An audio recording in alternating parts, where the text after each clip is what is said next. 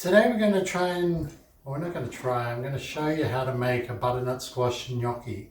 It's a baked gnocchi using semolina flour and parmesan butter. We're going to saute some onions and garlic and throw in there, and some whole eggs. But it's essentially a wet mix that we'll bake in the oven, and it's going to finish up as a gnocchi style texture.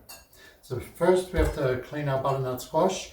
This is going to yield about 4 cups of mashed pumpkin that we need for the recipe. So I'll cut this, clean it up, and we'll get it cooking.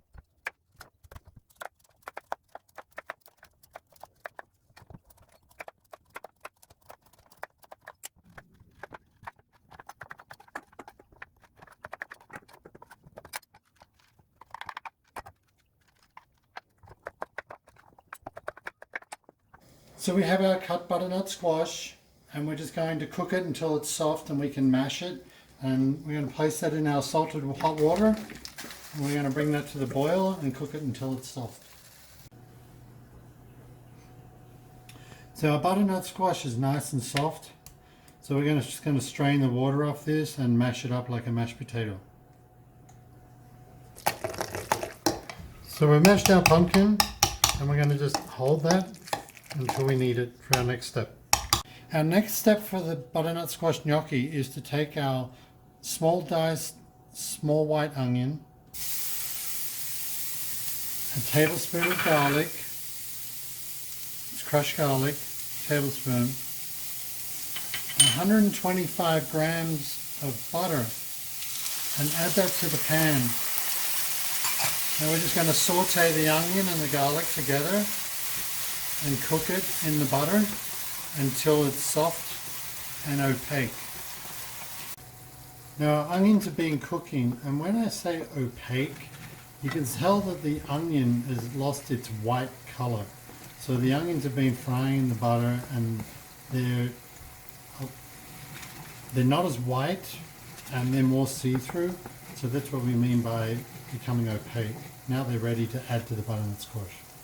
So we take our opaque onions and garlic and butter, add that to our mashed butternut squash, and that's 4 cups of butternut squash.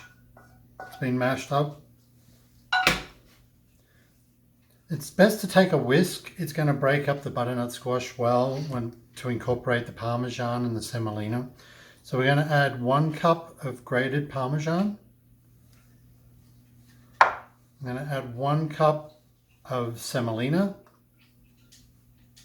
add a pinch of nutmeg, and we're going to add 6 whole eggs.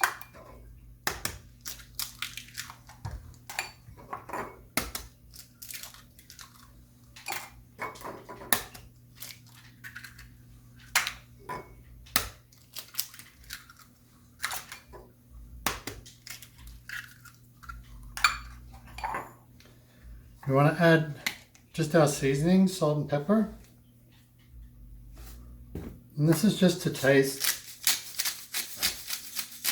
to enhance the flavors, because salt's a flavor enhancer. Take your whisk, and now we're just going to slowly mix in these ingredients until it's a wet mixture and everything is combined nice and evenly. You can see the mixture is wet. It's just not going to hold up at all. So that's why we're going to bake it now. Put it in our baking tray, and it'll bake up like a pound cake with a gnocchi texture.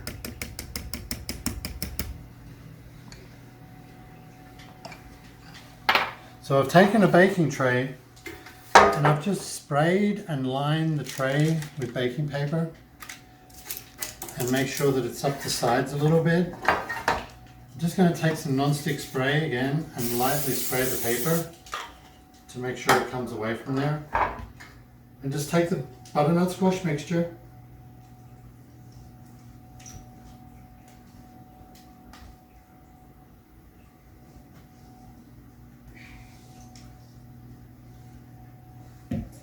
and evenly spread that out in the dish. We're going to bake this at 350 degrees It's going to take approximately 20 minutes in a fan-forced convection oven. It'll take you around 30 to 35 minutes in a basic conduction oven that has no fan, forced air. So that's it. Just give it a tap and make sure it's nice and even. And like I said, a 350 for around 20-25 minutes.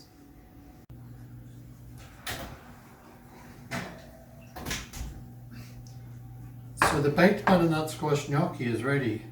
You can touch it and it's firm to touch, like a good cooked pound cake.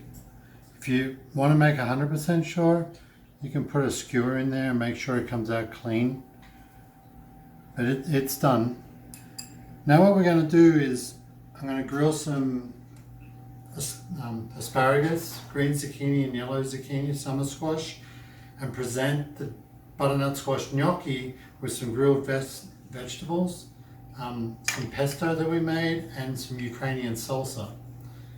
And it's going to be a great dish, something that you can have for Thanksgiving with the butternut squash in mind. The butternut squash gnocchi has been out for a few minutes. You should be able to just take it and let it slide straight out of your pan onto a chopping board by pulling on the paper that you had in your baking dish. What we want to do is make a nice square cut into the gnocchi. And I like to use around 2 to 3 inches for this particular dish. It ends up being like a sandwich. And just making nice square cuts. And we're going to grill these and then produce the final dish that you could have for your Thanksgiving dinner. So we want to grill the butternut squash gnocchi. We're going to put some grill marks on it. This is a new grill pan that I purchased, and you just want to make sure you spray it with a little bit of non-stick spray so they don't stick on there. You just put them down straight.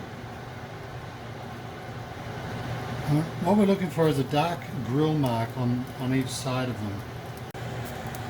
When they're done, you'll get a nice grill mark, and what you can do is turn the gnocchi 90 degrees and just place it back down, and you'll end up with a crisscross pattern of grill marks on the gnocchi.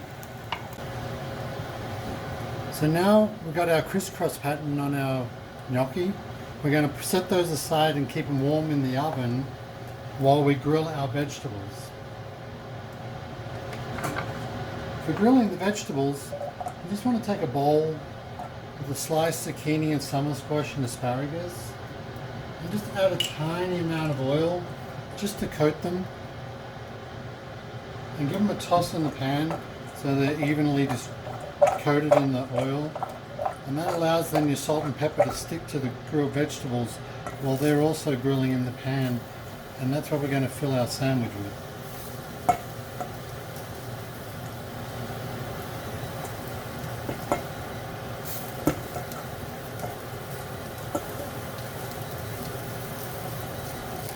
While your vegetables are on grilling, just give them a light season with your salt and pepper. You just want to make sure when they're cooked through that they're a little bit flexible. It means they've got enough heat, they've got the grill marks on them, and they're going to be ready for your dish.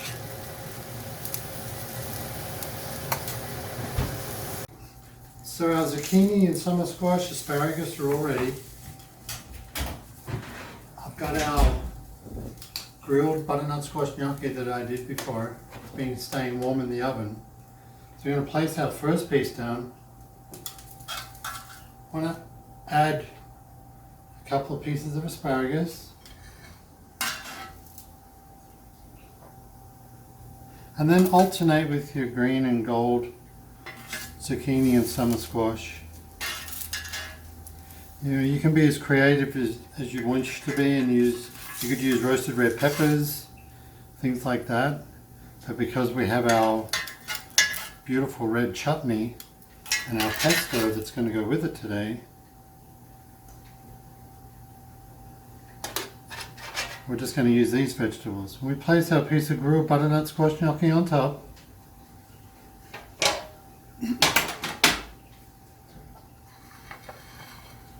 Then we got our Ukrainian salsa, like I said before. We'll show you how to make this on our other videos that we'll do. I'll make a video where I can show you how to do fresh pesto as well. And that's a fresh pesto without pine nuts, so it's a nut free. And we're just going to garnish it with a small shard of Parmesan crisp that I just made. And we've got a video that shows you how to do that as well in a frying pan. So there's your nice grilled butternut squash gnocchi. It's a beautiful dish for Thanksgiving. We hope you enjoy it.